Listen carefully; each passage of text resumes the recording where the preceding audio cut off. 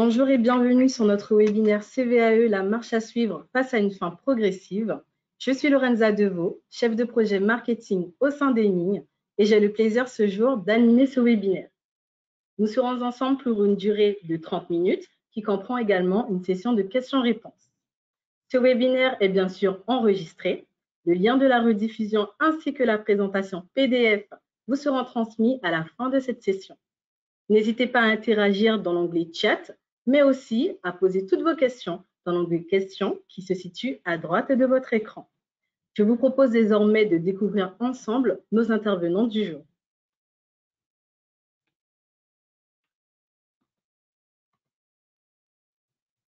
Xavier Poré, consultant expert en fiscalité locale. Bonjour Xavier. Bonjour Lorenza, bonjour à tous.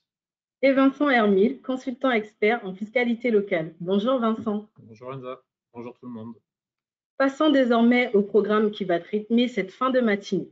Dans un premier temps, nous vous présenterons les caractéristiques clés de la CVAE ainsi que les spécificités de la suppression de celle-ci. Dans un second temps, nous verrons ensemble les thématiques sensibles en matière de calcul des impositions. Enfin, nous terminerons avec une session de questions-réponses. Pour les questions auxquelles nous n'aurons malheureusement pas pu y répondre, nos experts reviendront vers vous dans les meilleurs délais. Je vais maintenant laisser la parole à Xavier et vous souhaite un bon webinaire. Merci Lorenza. Donc, on a commencé par une blague, retour vers le futur, retour vers le passé. On n'a pas pu s'empêcher n'a pas pu résister à faire une rapide rétrospective de la fiscalité locale. Donc, je vais vous parler d'un temps que les moins de 20 ans ne peuvent pas connaître. À l'époque, la taxe professionnelle, les deux taxes foncières, donc sur les propriétés bâties et les propriétés non bâties, et la taxe d'habitation constituaient l'essentiel des ressources des collectivités. La seule chose qui n'a pas changé depuis, c'est la taxe foncière et la partie immobilière de la taxe professionnelle, qu'on appelle aujourd'hui la cotisation foncière des entreprises. Alors c'est vrai que tout le reste a changé. Entre la création de la contribution économique territoriale, avec ces deux taxes, la CFE et la CVAE, donc qui a consisté à substituer à la taxation des équipements et biens mobiliers une nouvelle taxe basée sur la valeur ajoutée.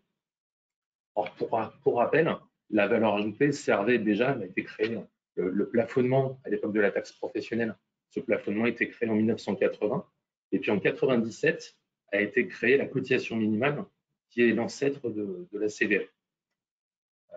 Depuis 2 ans, il y a eu pas mal de réformes, donc le gouvernement a engagé plusieurs mesures visant à réformer les impôts dits de production, qui étaient qualifiés il y a longtemps, en leur temps par le président Mitterrand d'imbéciles.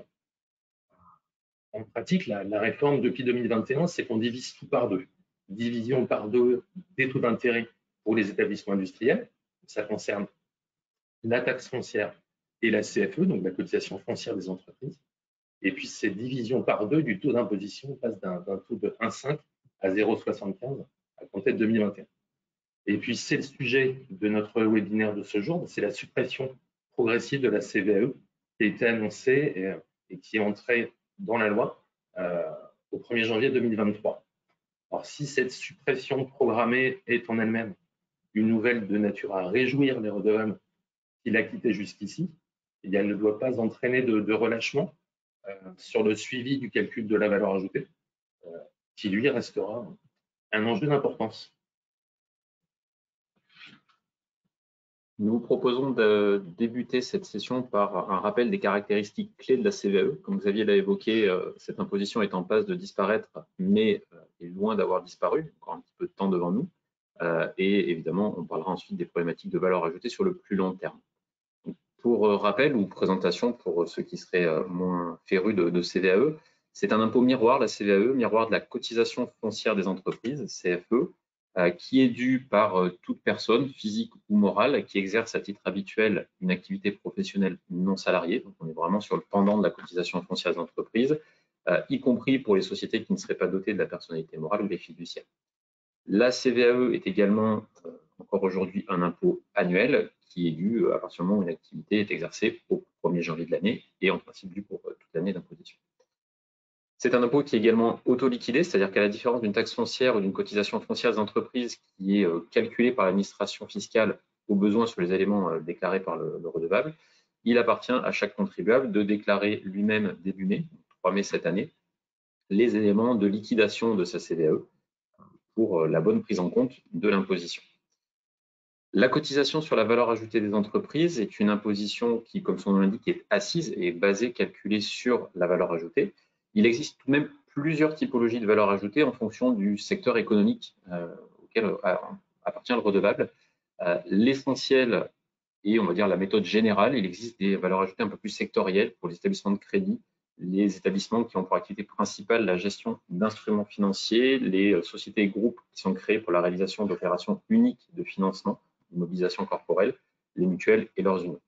Le webinaire de ce jour étant plutôt un format court, nous allons plutôt nous attarder sur la partie généraliste, mais effectivement, chaque entreprise qui relève d'un de ces secteurs d'activité aura une approche un peu personnalisée de sa valeur ajoutée. La valeur ajoutée, dans son principe, est relativement simple, c'est-à-dire qu'on va aller identifier un chiffre d'affaires, Xavier en parlera après, spécifique, avec des règles particulières, qui est un chiffre d'affaires unique à la CVE, qui est un chiffre d'affaires propre, même si jusqu'ici, ce chiffre d'affaires peut avoir des répercussions, notamment sur les problématiques de fiscalité énergétique. On va venir adjoindre à ce chiffre d'affaires différents éléments de produits et on viendra déduire un certain nombre de charges.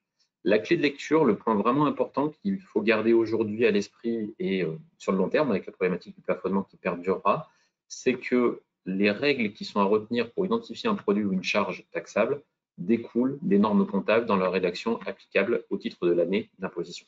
Donc là, c'est vraiment un facteur important de garder à l'esprit que c'est la norme comptable qui pilote, qui drive la recherche de valeur ajoutée. Xavier, je te laisse approfondir. Oui, merci Vincent. Alors, on va sur les 3 slides qui viennent, on va reprendre les comptes que l'on prend en compte dans la valeur ajoutée. Alors, sous une apparente simplicité, en fait, la CVAE est une taxe assez complexe dans la mesure où on a 40 ans de jurisprudence derrière nous. Donc, il y a eu pas mal d'évolutions. Alors, la valeur ajoutée, c'est vrai qu'à l'origine, c'est un ensemble de comptes qui sont ciblés de manière exhaustive par la loi. Soit des jurisprudences ont été transposées dans la loi, soit la loi en direct. Donc la valeur ajoutée, Vincent l'expliquait, elle correspond à la différence entre le chiffre d'affaires réalisé et les achats de biens et charges déductibles. Ne sont pas compris là-dedans les charges et produits financiers et les charges et produits exceptionnels, encore que, on y reviendra tout à l'heure, il y a des exceptions. Donc le chiffre d'affaires, vous fixez cette notion. Donc l'ensemble des ventes, des redevances, des plus-values de cession d'immobilisation corporelle et incorporelle, qui sont à retenir lorsqu'elles se rapportent à une activité normale et courante, et puis les refacturations de frais inscrites au compte de transfert de charges. En plus du chiffre d'affaires, sont repris les produits divers. Et donc, c'est ce que j'expliquais en préambule au slide précédent, c'est que derrière cette simplicité, on a des particularités intéressantes au niveau de ces produits divers. On a la production immobilisée. La production immobilisée, il y a un certain nombre de caractéristiques qui permettent de ne pas retenir une partie des coûts de revient adossés à cette production immobilisée. On a les subventions d'exploitation. A priori, les subventions d'exploitation, on doit les retenir, mais en fonction de certaines typologies de subventions, on peut les sortir de la valeur ajoutée. Et puis, pour ce qui est des transferts de charges, pour les transferts de charges, dans les années 2000, c'était le compte où on mettait les détachements de personnel, donc avec des optimisations qui ont été reprises par le Conseil d'État. Mais dans les transferts de charges, on a par exemple des remboursements d'assurance. Et le remboursement d'assurance, en fonction de certaines particularités des contrats, ne sont pas forcément à prendre en compte dans la valeur ajoutée. Et puis au niveau des charges, là aussi existent des subtilités, notamment au niveau des charges de location. On sait tous que les locations de plus de 6 mois ne sont pas déductibles de la valeur ajoutée. Pour autant, quid des locations de biens incorporels, quid également des charges locatives. Si vos charges locatives comprennent une part de refacturation de votre propriétaire, donc de sa taxe foncière, est-ce qu'on peut déduire cette refacturation de taxes foncières? Dans ces charges locatives, est-ce que j'ai des charges d'entretien, de simple entretien, que je pourrais déduire de la valeur ajoutée? Donc, il y a un certain nombre de choses à ce niveau-là. Et puis, j'avais expliqué tout à l'heure que les charges financières et les charges exceptionnelles ne peuvent venir en minoration de la valeur ajoutée.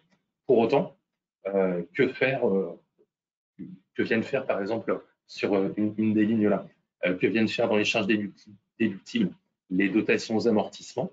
Il y a pas mal de subtilités à ce niveau-là. Sur le calendrier et les modalités de paiement, l'entreprise ne reçoit pas d'avis d'imposition, elle doit payer spontanément sa cotisation par télérèglement. Les entreprises sont tenues d'effectuer de manière dématérialisée début mai 2 déclarations, donc le bordereau de liquidation 1329 DEF pour le paiement et la déclaration 1330 CVE qui va permettre à l'administration d'affecter le produit de cette taxe aux différentes collectivités. Donc la déclaration au plus tard le 2e jour ouvré suivant le 1er mai de l'année. Et le principe dans ces modalités déclaratives, c'est que vous avez à payer 2 acomptes, le premier le 15 juin, le second le 15 septembre, et puis le reliquat ou le trop versé est régularisé début mai de l'année N+1. Et il est possible pour les entreprises de réduire le montant de leurs acomptes si elles estiment que la CVAE de l'année en cours sera moins importante que l'année passée, en cas de baisse d'activité, de chiffre d'affaires et de valeur ajoutée, liée notamment au Covid, par exemple, ce qu'on a connu en 2020 jusqu'à aujourd'hui. Petite subtilité aussi, dans la mesure où la CVAE 2023 va être divisée par 2, vous pouvez, dès le 15 juin prochain, minorer vos acomptes de manière importante. Voilà, donc quelques slides un peu roboratifs, mais voilà. Vincent, nous allons ensuite traiter des modalités de la suppression de la CVAE et des adaptations nécessaires. Exactement, merci Xavier. Effectivement, on en est passé par une étape de rappel, mais il est important d'avoir à l'esprit les grandes règles de calcul, ou en tout cas de détermination de la valeur ajoutée, pour pouvoir peut-être un peu plus facilement ensuite prendre la mesure des enjeux. L'enjeu final étant une suppression, donc on va arriver en 2024, et c'est ce que vous avez à la droite du slide qui se présente devant vous, une suppression effective de la CVAE, donc 2024 ne sera plus un sujet du point de vue de cette imposition-là. Pour autant, les choses ont un petit peu bougé, ont même beaucoup bougé du point de vue de l'imposition. Alors, si on fait un tout petit retour historique, jusqu'en 2020, le taux d'imposition maximal pour cette imposition-là, de la CVAE, était de 1,5%. À compter des impositions de 2021 et donc 2022, le taux maximal pour les entreprises qui réalisent un chiffre d'affaires de plus de 50 millions d'euros s'établit à 0,75%, avec pour des paliers de chiffre d'affaires inférieurs une répartition de ce taux d'imposition. Et on avait quelques mesures d'allègement qui étaient une réduction pour les entreprises qui réalisaient un chiffre d'affaires de moins de 2 millions d'euros, pardon, un allègement de 500 € et un minimum d'imposition dû à 125 €. Mathématiquement, la réforme qui est mise en place conduit à prolonger cette division par 2. Donc, j'ai indiqué qu'à partir de 2021, notre taux de 1,5 était passé à 0,75, mon taux maximum. Et bien, à compter de 2023, ce taux de 0,75 va lui-même, comme les paliers inférieurs, être divisé par 2 pour atteindre un taux d'imposition de 0,375. Ça implique très clairement une réduction drastique de l'imposition jusqu'à son extinction. Le point significatif, en tout cas sur lequel l'attention peut être attirée, c'est que la taxe additionnelle qui est jointe à la CVAE voit son taux augmenter. Facialement, effectivement, ça peut donner l'impression d'une disparition progressive de taxes et parallèlement, corrélativement, de l'augmentation d'une autre. Ça n'est pas tout à fait le cas, c'est même pas du tout le cas. Il s'agit en fait d'un correctif technique puisque la taxe additionnelle bénéficie aux chambres de commerce et d'industrie. Dans la mesure où cette taxe additionnelle est assise et calculée sur le montant de l'impôt CVAE, le fait de diviser par 2 l'impôt CVAE aurait entraîné une réduction des recettes de ces organismes. Et donc, mécaniquement, on est venu multiplier par 2 le taux pour qu'ils continuent à bénéficier d'une recette constante. Donc ça, c'est un premier point. Autre point qui n'est pas mentionné sur ces slides, mais qui est un point potentiellement intéressant, en matière de cotisation foncière des entreprises. On va sortir un petit peu de cette sphère-là, mais de la CVAE, mais on va rester dans l'environnement de la taxe additionnelle au profit des chambres de commerce. La cotisation foncière des entreprises embarque elle aussi une composante taxe additionnelle chambre de commerce, dont le taux devait être unifié au niveau national à compter des impositions 2023. L'article 55 de la loi de finances pour 2023 a eu pour effet de décaler cette mise en œuvre pour effet de décaler cette mise en œuvre à compter de 2024. Et donc, le taux d'imposition 2023 sur les avis qui vont paraître ne sera pas un taux de 0,89% comme il était prévu, mais un taux équivalent à celui de 2022, calculé sur des critères techniques qui font notamment référence à l'année 2019. Le point est que ce critère technique va entraîner un gain, si on peut l'appeler comme ça, pour les chambres de commerce ou l'État, en fonction du seuil qui sera atteint, d'à peu près 80 millions d'euros. Donc, ce n'est pas neutre économiquement pour les entreprises au global, avec une vue macro. Ces recalculs liés aux chambres de commerce sont importants. L'autre point, et qu'on a évoqué au tout début, et qui est vraiment pour le coup crucial pour l'avenir, c'est ce qui compte aussi, va porter sur le taux du plafonnement, puisque le taux du plafonnement va baisser. Il aura une assiette plus fine, puisqu'on ne portera plus que sur la CFE et non plus sur la CFE et la CVAE. Pour autant, il va perdurer. Ce qui fait que pour les années 2022 et 2023, les millésimes d'imposition 2022 et 2023 qui vont continuer à avoir cours, il faudra continuer à être hyper attentif à la détermination du chiffre d'affaires, aux modalités de constitution de la valeur ajoutée. Il faudra continuer à liquider annuellement l'imposition CVAE, à acquitter les acomptes, et puis il faudra suivre le plafonnement. Et puis à plus long terme, il faudra bien avoir sous le coude cet imprimé de plafonnement pour ne pas l'oublier, parce que ça va être un des risques. Le fait de supprimer la CVAE pourra faire sortir un petit peu du périmètre de vigilance l'espoir, la probabilité d'obtenir un plafonnement. Et donc c'est vraiment quelque chose qu'il conviendra de conserver. Pour rentrer un petit peu plus dans le détail, on vous propose d'aborder quelques thématiques sensibles au calcul de la valeur ajoutée, qui sont des thématiques sensibles à moyen long terme, qui sont liées à des réformes, notamment au niveau des règles comptables, ou des thématiques un peu plus actuelles, qui sont liées à des pratiques qui ne sont pas tout à fait mises en œuvre totalement. En tout cas, c'est ce qu'on peut constater dans le cadre de nos missions, et qu'il est peut-être bon de rappeler. Le premier point est lié à la suppression annoncée des transferts de charges. Alors aujourd'hui, pour le calcul de la valeur ajoutée, doivent être prises en compte, dans le cadre du chiffre d'affaires, les refacturations inscrites en transfert de charges, ou dans les cadres des produits additionnels à ce chiffre d'affaires, tous les transferts de charges qui correspondent à des charges et même déductibles de la valeur ajoutée. Donc là, c'est vraiment un point central. Quel que soit le compte actuel de comptabilisation, qu'on soit dans les 791, 796, 797, donc le transfert de charges standard, financier ou exceptionnel,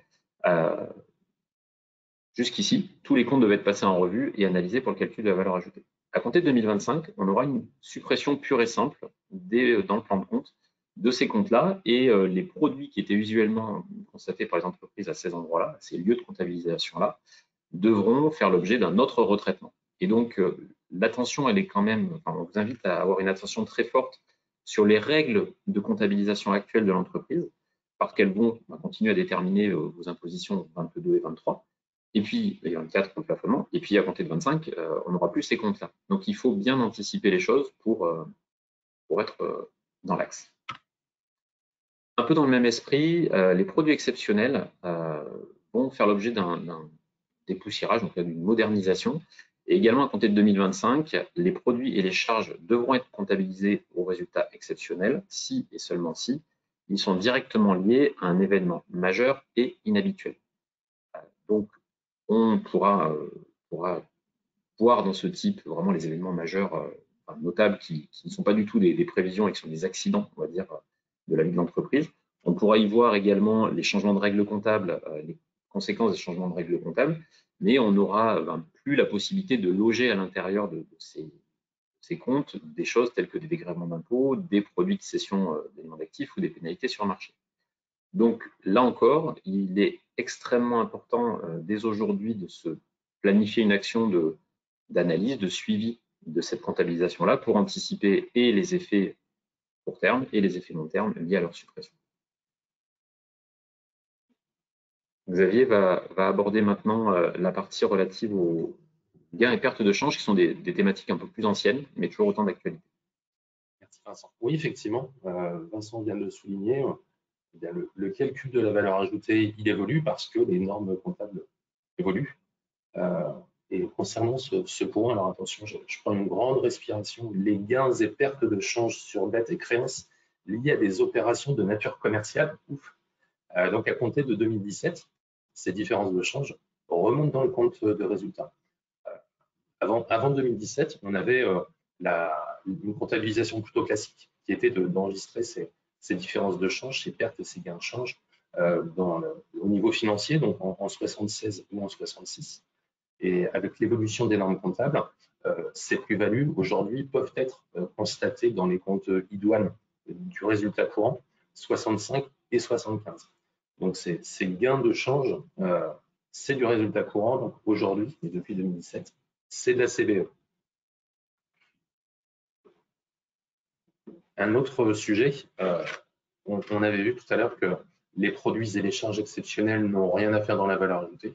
Et toutefois, il peut arriver que certaines opérations revêtent un caractère habituel et qu'en conséquence, il faille réintégrer dans cette valeur ajoutée des produits ou des charges exceptionnelles. Et c'est le cas des plus et moins-values de cession, tel qu'il est dit dans cette diapositive. Alors, il convient d'analyser finement ces transactions.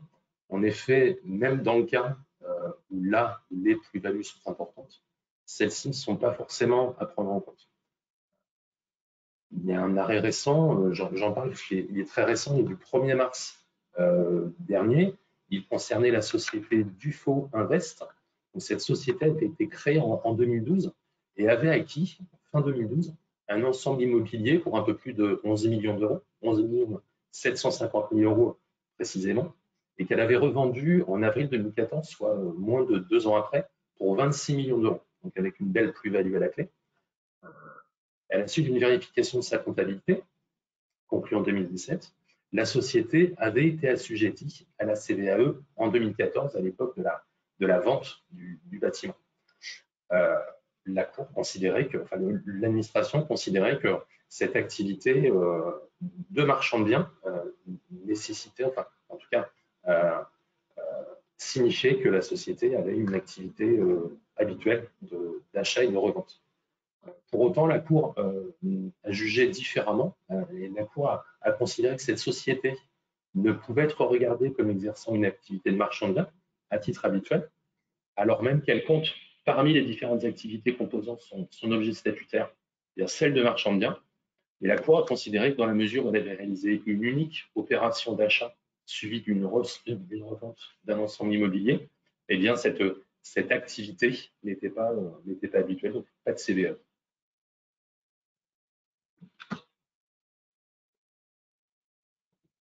Merci. Merci Xavier et Vincent pour cette présentation. C'était très clair et très intéressant. Je vous propose désormais de passer à la session questions-réponses. Alors, comme première question, donc, je clôture mes comptes en septembre. Comment sera traitée la VA d'octobre à décembre 2023? Sera-t-elle imposée malgré la suppression annoncée? Qui de vous deux souhaite y répondre? Alors, la question, elle est un petit peu large parce la clôture des comptes qui est annoncée, on n'a pas de précision sur la durée de l'exercice. Donc, la réponse peut varier en fonction de la durée de l'exercice. Donc, je vais faire une réponse un peu standard, j'en suis navré. Pour une clôture d'exercice de 12 mois à fin septembre, il n'est pas prévu aujourd'hui de règles spécifiques, de telle sorte que, effectivement, les mois d'octobre, novembre, décembre, la valeur ajoutée des mois d'octobre, novembre, décembre, qui aurait dû être reprise dans l'alias fiscale relative à l'année 2024, cette valeur ajoutée-là ne devrait pas être imposée. Donc, en tout cas, aujourd'hui, on n'a pas de visibilité là-dessus. Et effectivement, c'est un système de non-imposition. Merci Vincent. Question suivante. Doit-on continuer à alimenter l'état 2059 de l'alias fiscal post-exercice 2023? Qui de vous deux souhaite y répondre? Je peux y répondre. Alors, je peux y répondre oui et non. Je n'en sais absolument rien.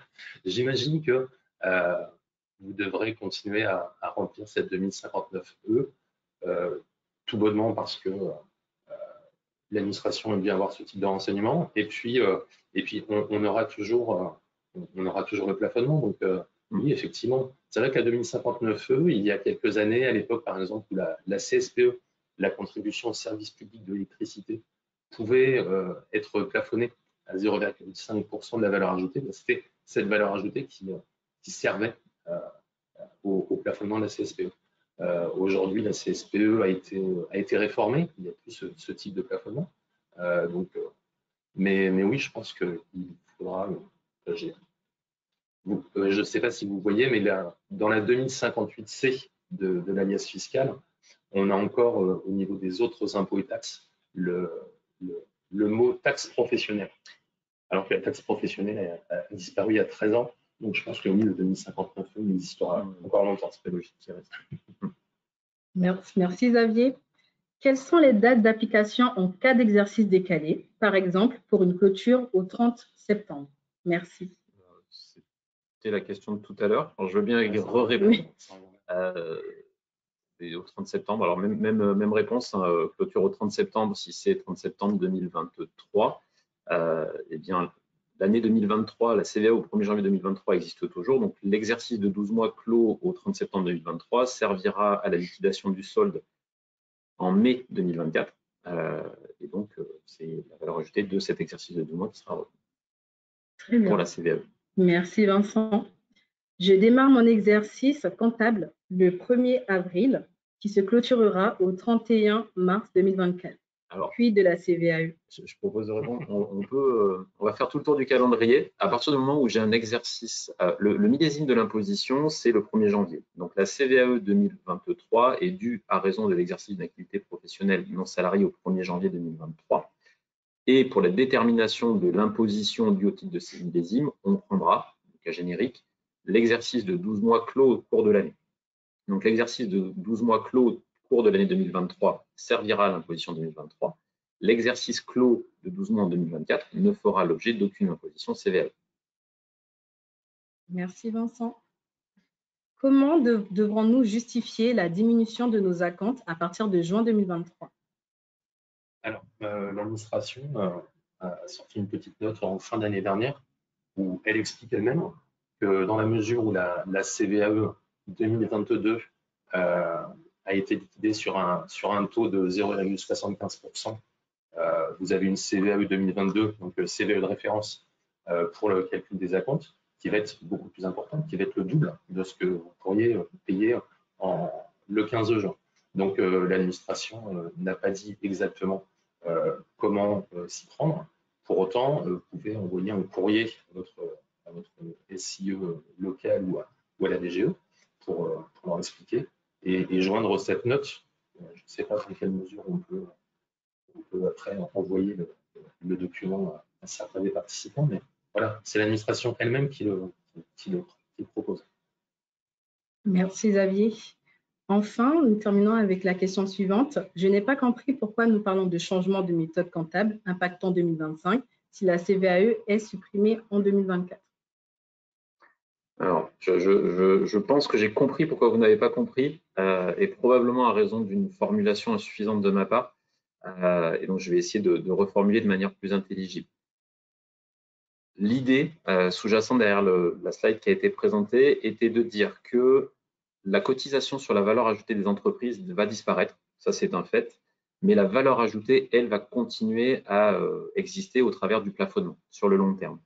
Et donc l'idée, et c'est peut-être ça qui a un peu perturbé le discours, était vraiment de dire qu'aujourd'hui on a des règles qui permettent d'utiliser les transferts de charges dans leur forme actuelle, le recours à l'exceptionnel dans le format actuel, mais que dans le cadre des travaux de revue de la CVAE pour les années d'existence, donc 22 et 23, c'est ce qui nous reste aujourd'hui, il est important, en tout cas il est proposé, d'aller étudier de manière très fine ce qui compose le compte transfert de charges, les comptes transfert de charges, puisqu'ils vont disparaître. Et donc il va bien falloir que les produits qui sont à l'intérieur, enfin, les sommes créditrices qui sont à l'intérieur, aillent se dispatcher ailleurs, dans d'autres comptes, et d'aller identifier au niveau de l'exceptionnel exactement la même chose, c'est-à-dire le lieu de déversement de ce qui jusqu'ici était en exceptionnel.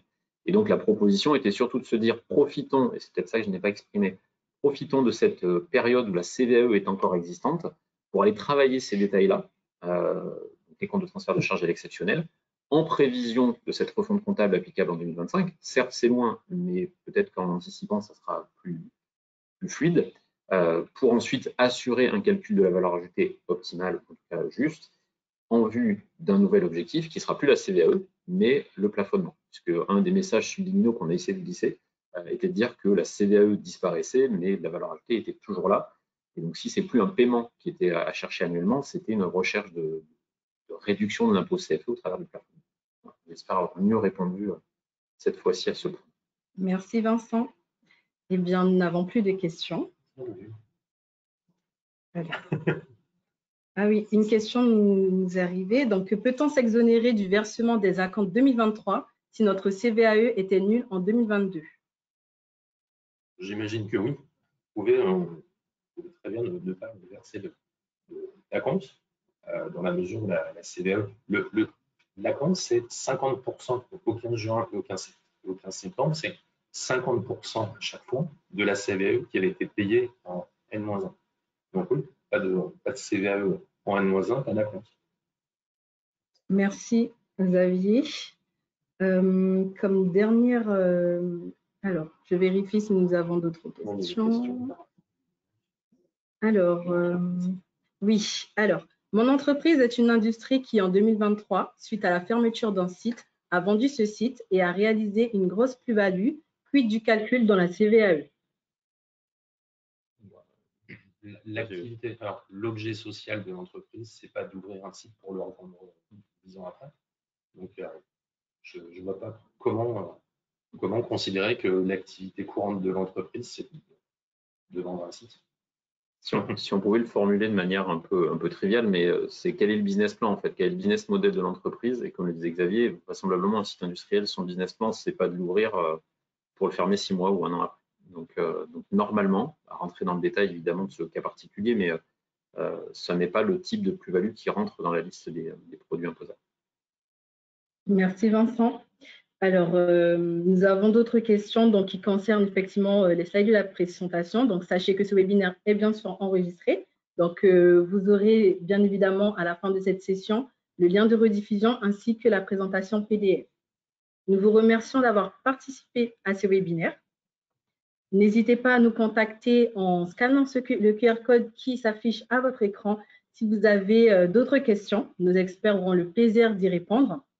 Nous organisons également un prochain webinaire autour de la TVA, donc, qui est plutôt axé sur la réforme VIDA, qui aura lieu le 4 avril prochain à 11h30. Les inscriptions sont toujours ouvertes. N'hésitez pas à vous inscrire, nous aurons le plaisir de vous recevoir à cette occasion. Nous vous souhaitons une très bonne journée et à bientôt. Bonne journée. Bonne journée. Au revoir.